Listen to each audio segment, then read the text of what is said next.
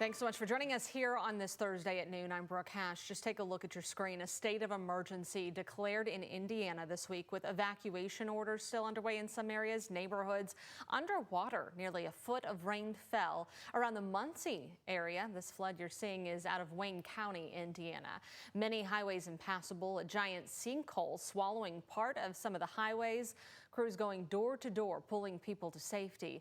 Many residents said the flooding happened with little warning.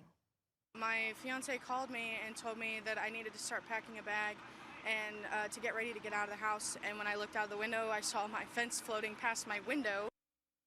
Officials called these floods a 1-in-1,000-year event. Overnight, more than 270,000 customers were still without power in Indiana. And the state is expecting some more rain today.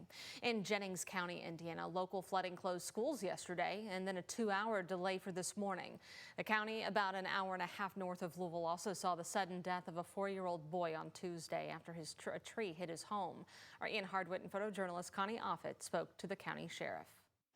Daytime, at least we have the daylight to work with, and we'll see what happens. But obviously that's a sign of what's to come, I'm sure.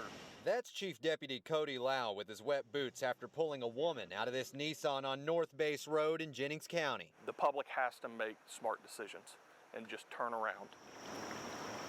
After the driver stalled out, the water kept rising. From what I hear, they're not local. But bus driver Rob Stevens is a local of 54 years running and spent the day off because Jennings County schools closed due to the high water. Somebody gets mad because the school's canceled, they can get mad. But you know, being a bus driver responsible for 40, 50 kids, it's a lot of responsibility in your hands.